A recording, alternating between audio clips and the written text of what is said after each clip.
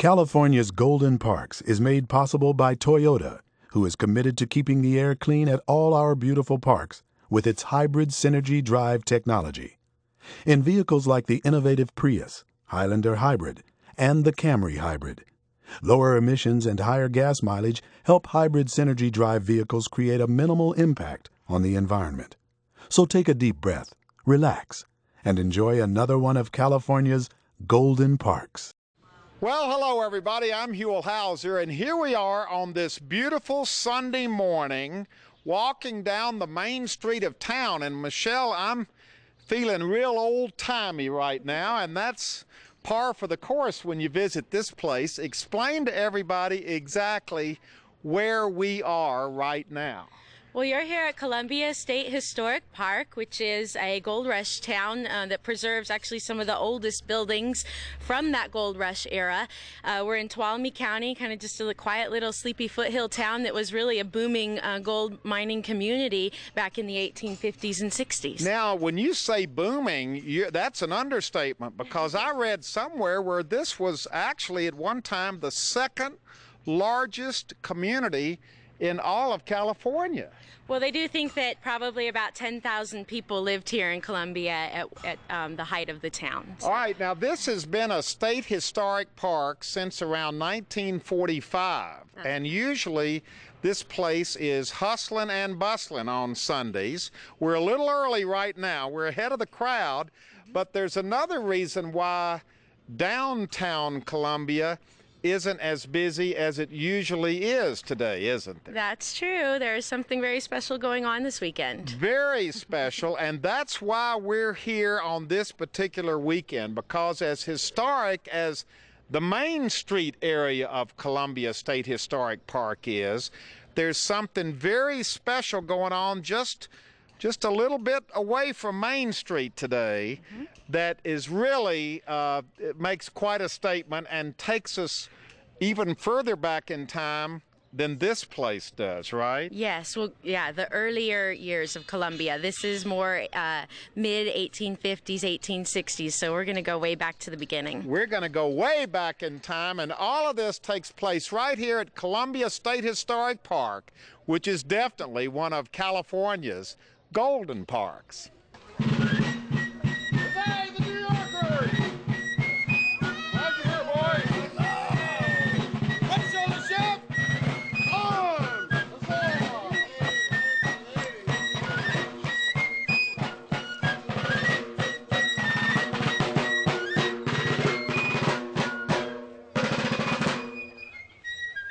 Okay, our adventure begins, and Michelle, we are right in the middle of it here. Now, this is really taking us back in time.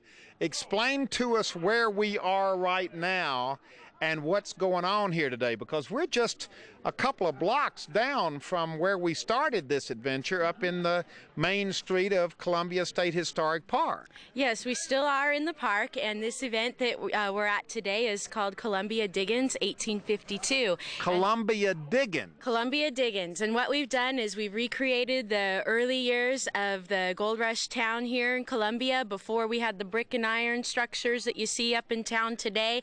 This is kind of how it all started. These tent towns sprung up all throughout the Mother Lode when gold was discovered here. There's gunfire going on in the Diggins, and that's part of it too. What you've done is you've got little, look at this over here. We've got little tents set up.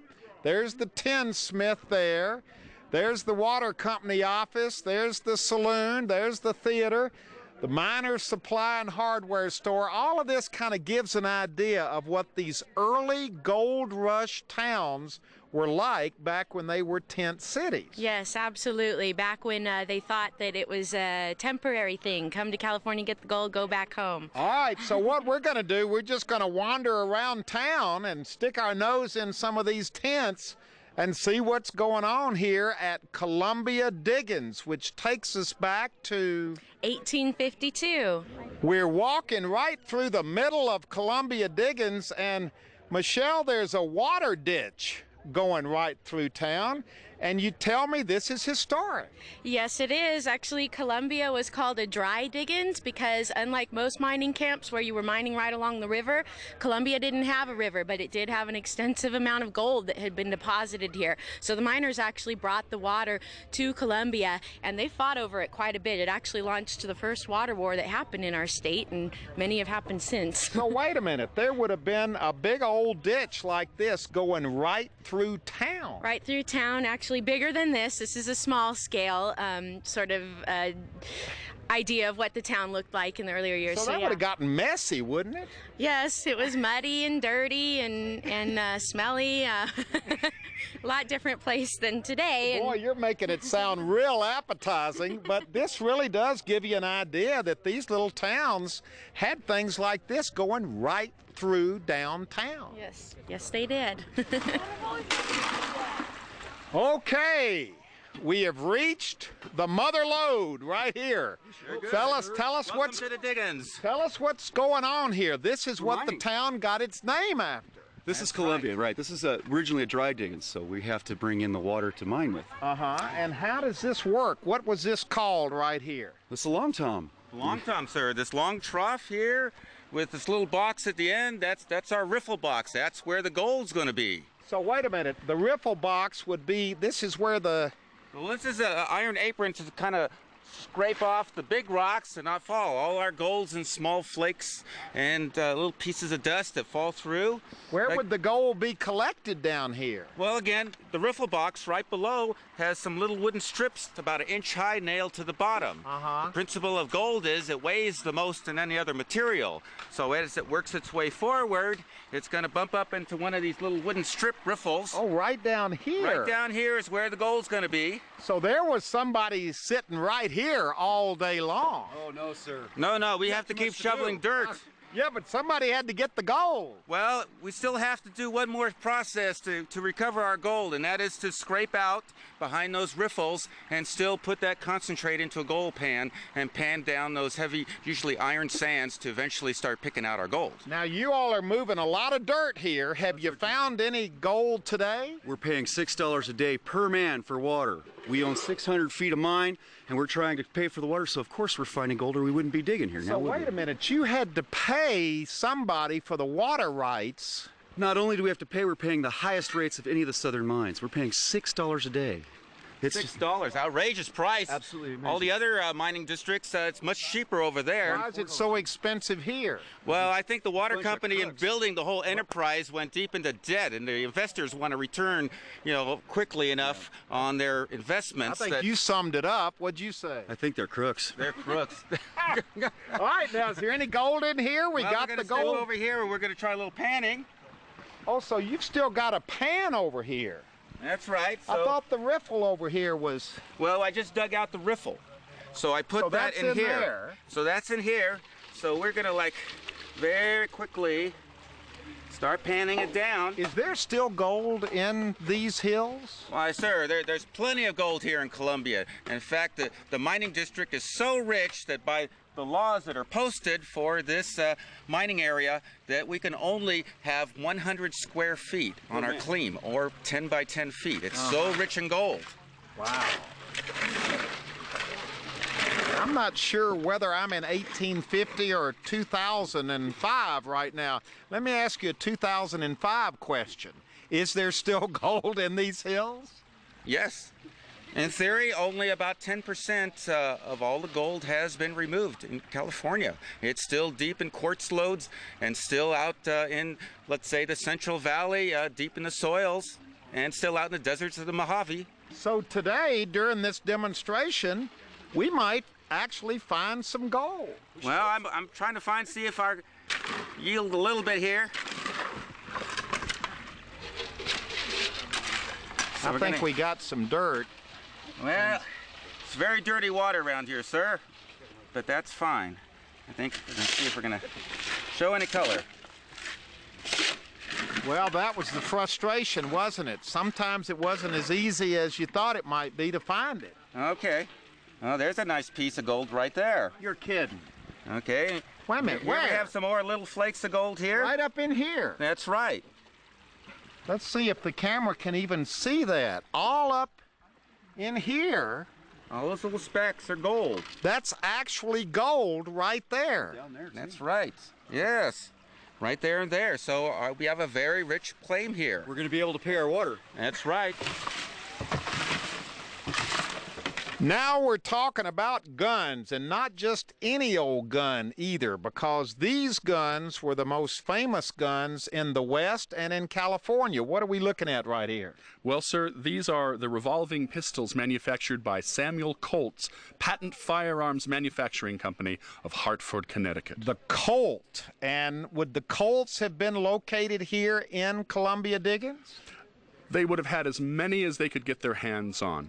Deserting soldiers could sell these for over $300 in San Francisco. The demand was so great. And as soon as they began to arrive in quantity, they were snapped up as quickly as they could be made available. And what did people use them for? Why did people want Colts? Because of the capability of firing more than once. Because of the revolving cylinder of the Colt, you can fire 6 times without the necessity of reloading. And what were you firing at? Were you firing at other miners? Were you firing at scallywags? Were you firing at bears? What were you using these things for? All of the above. Whatever was threatening you, you could use your Colt revolver to protect yourself. Ladies and gentlemen, we will now be demonstrating Colonel Colt's patent firearms. And believe it or not, they do make a loud noise. So we would like you to take your hands and cup them over your ears. Put them over your ears. If you have a small child, put your hands over their ears. If you have a dog, you're going to want to go toward the back of the crowd. Believe it or not, there was a time in history you did not have to warn people that guns make a loud noise. Are you ready? Okay, so here we go. And would they have really had demonstrations like this out in mining camps? Absolutely. I have flyers that advertise times and places where demonstrations are going to be given to illustrate to the public the qualities, because this was a brand new technology. People wanted to know that it was actually going to work. And this would have been a big deal in a mining town like this when the Colt representative came to town to demonstrate the gun. Exactly. All right, are we ready? We are ready to go, sir. Stand back now. Is it really this loud that I need to put my fingers in my ear? I would cover your ears with the flat of your palms, just like that. All right, here we go. How many shots? 2. All right, one right after the other? I will announce my intention to shoot by yelling "fire in the hole." And then each time I shoot, I'll do that, and that will signal everybody to cover their ears. Okay, here we go. Are you ready? We're ready. Ladies and gentlemen, fire in the hole! Ladies and gentlemen, fire in the hole! Whoa! There you have it, ladies and gentlemen, a practical demonstration of the accuracy, reliability, and durability of the Colt revolving pistol.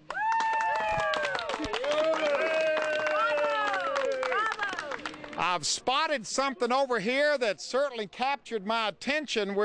Is this the town bakery? What's going on over here? Yes, I'm the baker. I own the bakery, and this young gentleman works for me. Now, the bakery is obviously an important part of life in a mining town, because these miners work up an appetite. Well, let me tell you, these miners work up an appetite, but they won't be getting any unless they've been getting the color in the hills there. They got to pay for it. Oh, certainly, sir. I'll take gold or I'll take eagles, and that's all I'll take. Oh.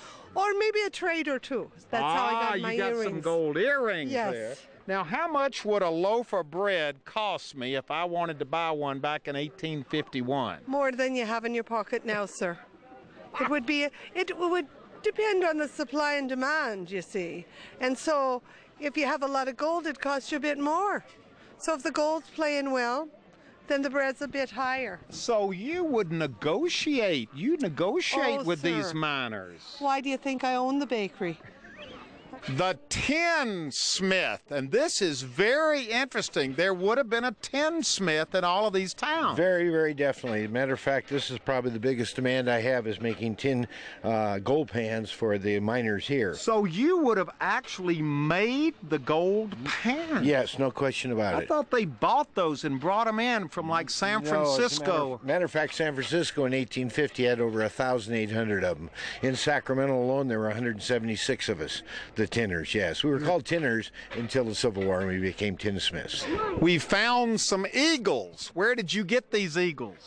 Well, when you come into camp, they don't accept paper money here, so you exchange your paper money for the gold eagle coin. So you're going to be spending eagles today. That's correct. And what are eagles worth? Today here at the Diggins, eagles are worth about 50 cents a piece. And what were they worth back in 1850? Well, back in 1850, they weren't actually eagles. It was any type of coin. The important thing was they didn't accept paper money. It had to be coin with some sort of value or gold dust. And would an eagle have been made out of gold? Various metals. I mean, there would be some gold coin, but silver too. Are there any originals still around? We have replicas of a lot of these coins, but not too many of the originals. Those are in collectors' hands. Yeah.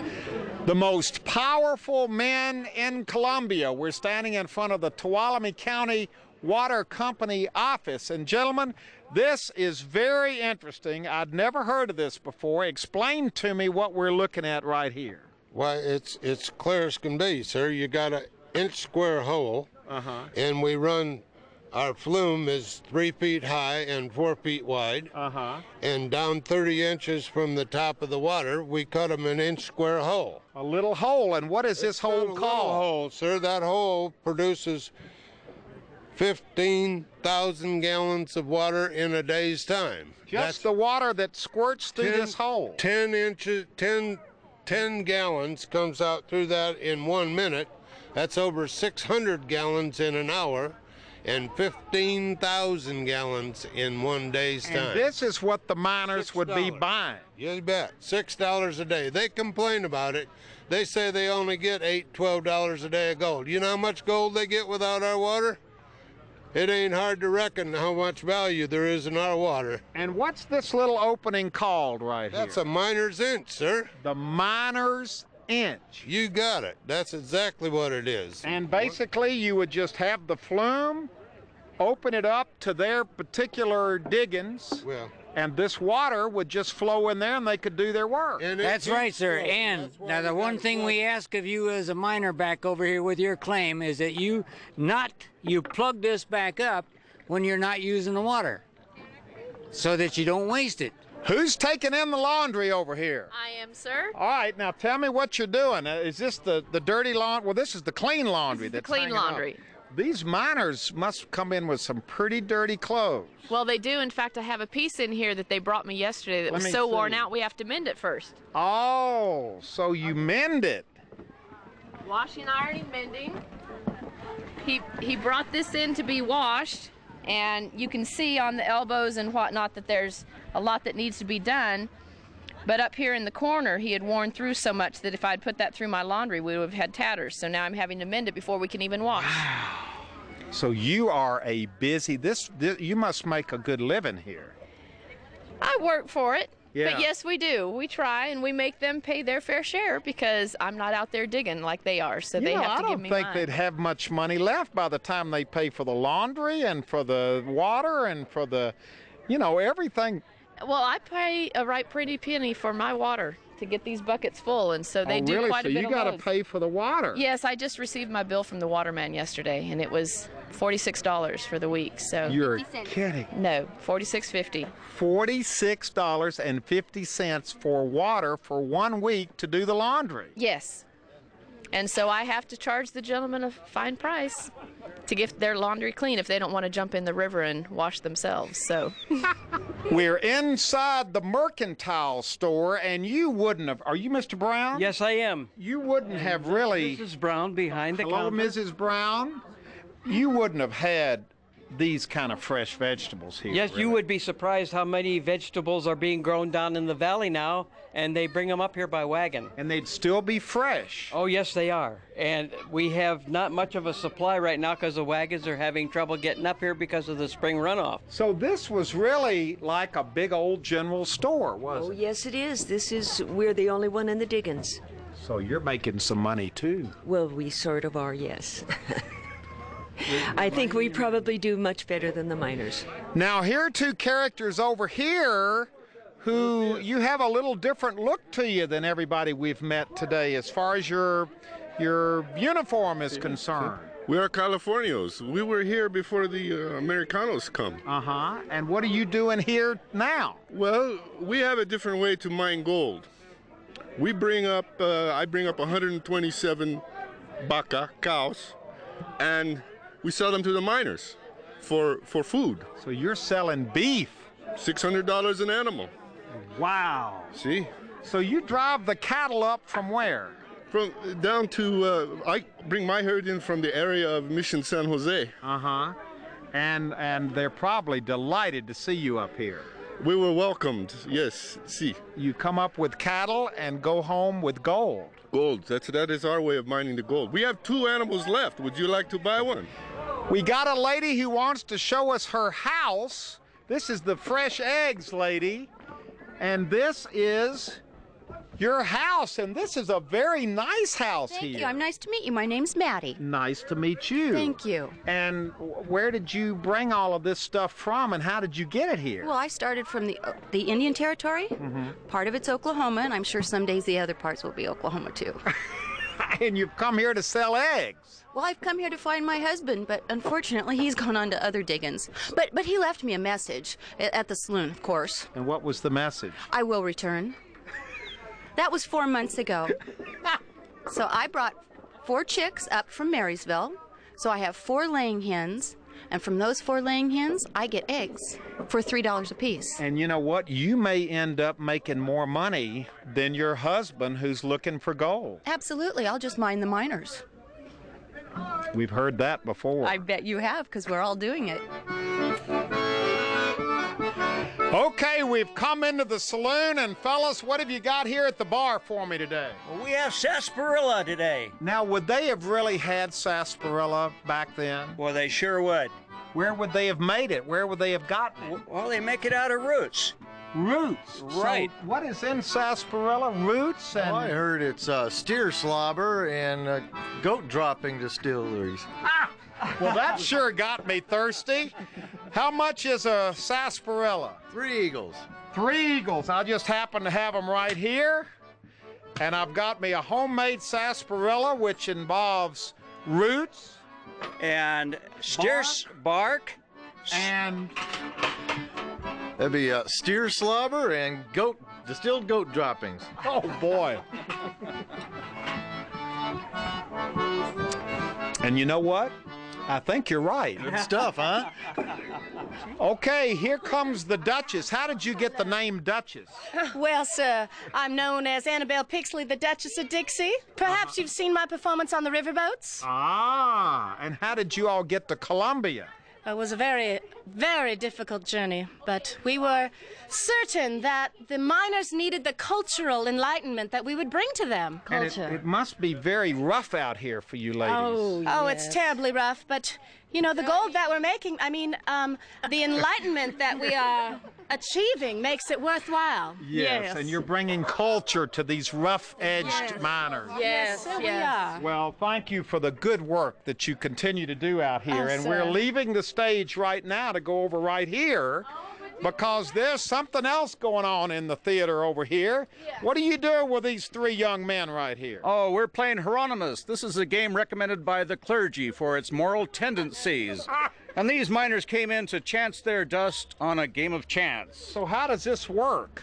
Well, the numbers on the bottom row are reflected on the dice. You see, you can bet on the number, and if the dice comes up with your number on it, you get paid 1 to 1. Let's throw the dice here. All right. Oh, they go in the little tin dice shaker. Are we supposed to put these down? Caught it. There we go. So if they'd bet on the 6, it came up doubles, so they get paid 2 to 1. Looks to me like you're doing all the winning here. No. Well, no, they're holding their own, but I'll get their money back eventually. Yes. Yes. It's called mining the miners. We are the miners. Now, this is exciting. The photographer has come to town, and would this have really happened in Columbia? Of course it would have. These guys know vanity knows no boundaries, you know. These guys made money on everybody. Yeah. And they're one of the first peoples in the gold fields was the daguerreotypists. But what we're doing today is the newer process invented in 1851 in England. And we just brought it to the mine fields. It's called wet plate collodion. wet plate collodion. Make ambrotypes and tin types. And you would have lined up, they would have lined up a collection, a group of people like shot this? whole towns, you know, Really? in the streets. And they shot individual miners and the ladies and whatever happened to be able to give them some money, they photographed See, it. this was a wonderful way of capturing what life was like Well, here. they A would lot of mail- these have survived, right? Right. They would mail these things back home, and the images we have are literally mirrors or windows of that time. They're the only record we really have of those days. And would you have traveled from camp to camp, town to town? Absolutely. Yeah, we're called traveling itinerant photographers. I love living history, and I've never seen it done as well as it's done here at Columbia State Historic Park.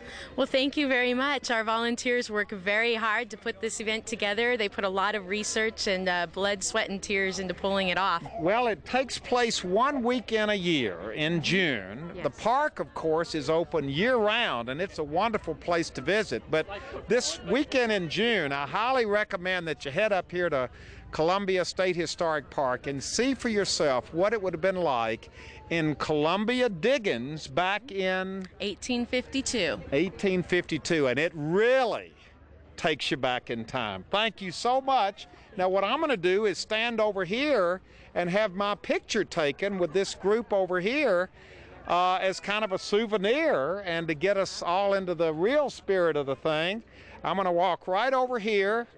Can I walk in the picture now? Of course you can. Now we have Right to ahead. stand very still, right? Yeah, at least 3 seconds for this image. Can't move. Absolutely not. All right, come on with me. Let's get in here. Not supposed to be right here. Where do you want me? Right there. Right in here. No, let's Huell back here because he's taller. I'll get right over here. He's taller. And that's been our day here at Columbia Dry Diggins in Columbia State Historic Park. Definitely one of California's golden parks. Everybody wave before we get quiet, before we get still. And now we got to stand perfectly still for this photograph that's going to take us back in time. 1, 2, 3, steady. Thank you very much.